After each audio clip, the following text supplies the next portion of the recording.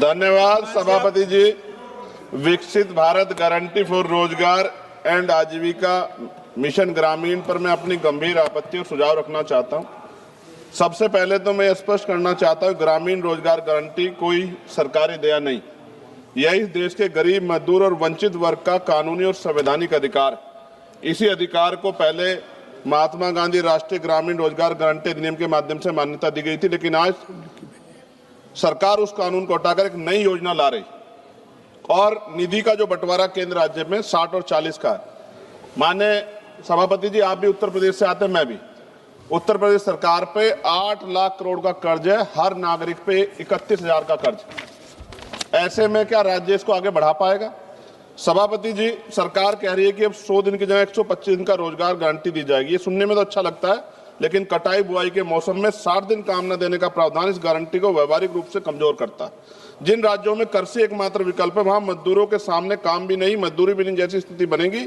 ग्रामीण भारत में कृषि का संकट, मशीनीकरण, जलवायु आपदाएं तेजी से रोजगार खत्म कर रही है। ऐसे में 125 दिन भी अपर्याप्त है, जबकि कई राज्यों में लोग 300 दिन काम चाहते हैं, जिन्हें उन्हें काम करने से बाहर न रखा जाए। और सभापति जी, दलित आदिवासी हितों का स्पष्ट उल्लेख, मनरेगा से SC/ST समुदायों को जमीन से जुड़े काम, जल संरक्षण, सामुदायिक संपत्तियों के जरिए न्यूनतम सुरक्षा दी गई। नई योजना में SC/ST के लिए पृथक रूप से कोई लक्ष्य सुरक्षा का प्रावधान नहीं। और सभापति जी, आपदा के समय छूट सरकार की मर्जी पर, प्राकृतिक आपदा में छूट देना सरकार के विवेक पर छोड़ा गया, जबकि आपदा के समय तो सबसे ज्यादा बेरोजगारी, सबसे ज्यादा पलायन होता है। यह प्रावधान अधिकार नहीं, अनुग्रह बनता है। जब तक स्पष्ट जवाबदेही और दंड व्यवस्था नहीं होगी, ये प्रावधान सिर्फ कागजों में रह जाएगा। मैं कुछ सुझाव भी दे रहा हूं सभापति जी, मंत्री जी बैठे हैं। सामान्य मजदूरी नहीं है जो मनरेगा के मजदूरों को मिलती थी, सामान्य नहीं। मेरे यहाँ 232 या 37 रुपए मिलते हैं सर। मेरी मांग है कम से कम 500 रुपए न्यूनतम मजदूरी दी जाए और रोजगार गारंटी बिना मौसमी शर्तों के लागू की जाए। रोजगार दिनों की सीमा राज्यों को बढ़ाने का अधिकार न्यूनतम 300 दिन और केंद्र तय करे, लेकिन राज्य चाहे तो 365 दिन तक बढ़ा सकते हैं और केंद्र अतिरिक्त सहायता दे।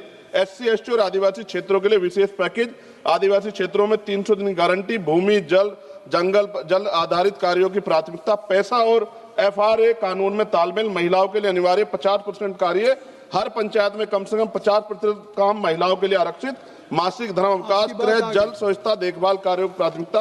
अंतिम पेज है सर।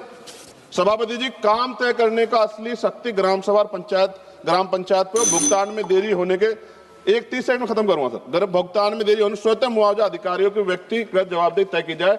विकसित भारत सिर्फ इमारतों और आंकड़ों पर नहीं बनता, विकसित भारत तब बनता है जब गरीब के हाथ में योजना अधिकार होता है। सभापति जी, माननीय मंत्री जी को मैं कहना चाहता हूं, आप इसका नाम बदल रहे हैं, बहुत सोच समझ के आप कर रहे होंगे, तो मेरी आपसे आग्रह, आप इसका नाम बाबा साहब अम्बेडकर के नाम पे क्यों नहीं कर देते, जिन्होंने संविधान निर्माता है जो, और आपने इसमें जी राम जी जोड़ा है।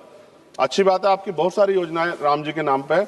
मेरी आपसे मांग है, आप इसमें जी राम जी की जगह जय भीम जी कर दो, उसमें क्या चला जाएगा? आपको सबके हितों का ध्यान रखना चाहिए ना। मैं तो आपसे जानता हूं कि क्या था, मगर आपने उनके संविधान के साथ किस तरह का हाल कर रखा है, ये भी तो हम लोग जानते हैं। सभापति जी, एक सेकंड भाई, मैं तो सुझाव दे रहा हूं। आप सर शेखर जी, आप चेयर को कहिए। हाँ सर, आपके माध्यम क्यों कहते हैं? नहीं, थैंक यू। आपने 30 सेकंड मांगा था, 1 मिनट आपने दे दिया। ये बीच में बोल के थोड़ा सा वो हो गया तो सर, मैं खत्म कर रहा हूं 10 सेकंड में। मैं उनको नहीं कह रहा, मैं आपके माध्यम से कह रहा हूं मंत्री जी को, सर ये देश देख रहा है, आप अगर महापुरुषों का अपमान करेंगे तो लोग इसका चुनाव के समय हिसाब करेंगे। मेरी बात को याद रखें। धन्यवाद। जय भीम, जय भारत।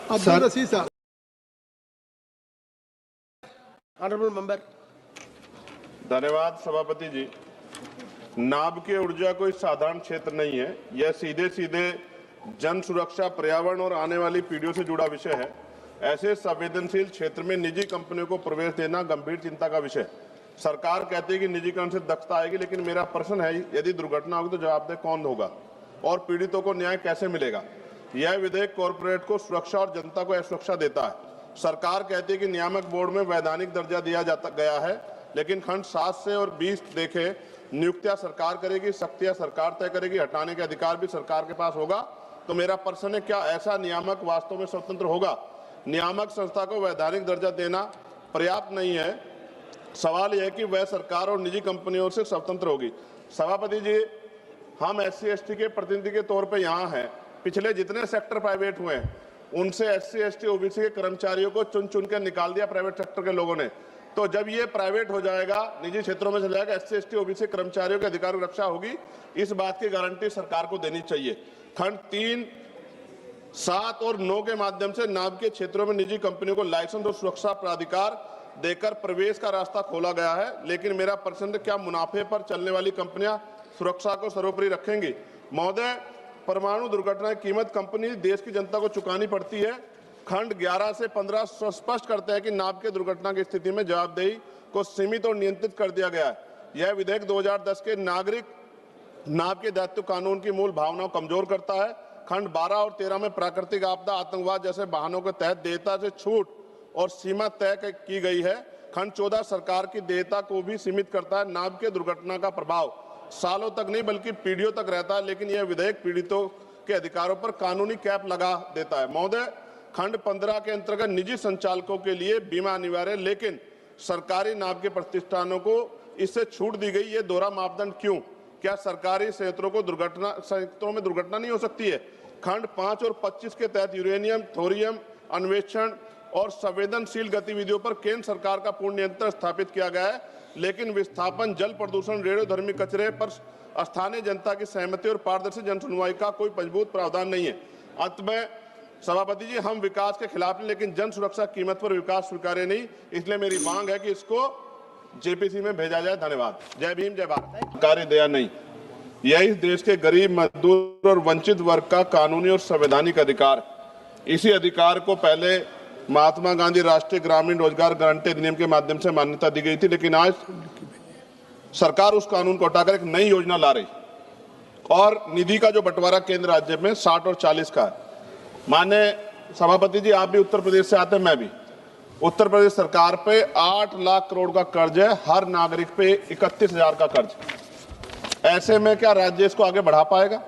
सभापति जी, सरकार कह रही है कि अब 100 दिन की जगह 125 दिन का रोजगार गारंटी दी जाएगी। ये सुनने में तो अच्छा लगता है, लेकिन कटाई बुआई के मौसम में 60 दिन काम न देने का प्रावधान इस गारंटी को व्यवहारिक रूप से कमजोर करता है। जिन राज्यों में कृषि एकमात्र विकल्प है, वहां मजदूरों के सामने काम भी नहीं, मजदूरी भी नहीं जैसी स्थिति बनेगी। ग्रामीण भारत में कृषि का संकट, मशीनीकरण, जलवायु आपदाएं तेजी से रोजगार खत्म कर रही है। ऐसे में 125 दिन भी अपर्याप्त है, जबकि कई राज्यों में लोग 300 दिन काम चाहते हैं, जिन्हें उन्हें काम करने से बाहर न रखा जाए। और सभापति जी, दलित आदिवासी हितों का स्पष्ट उल्लेख, मनरेगा से SC ST समुदायों को जमीन से जुड़े काम, जल संरक्षण, सामुदायिक संपत्तियों के जरिए न्यूनतम सुरक्षा दी गई। नई योजना में SC ST के लिए पृथक रूप से कोई लक्ष्य सुरक्षा का प्रावधान नहीं।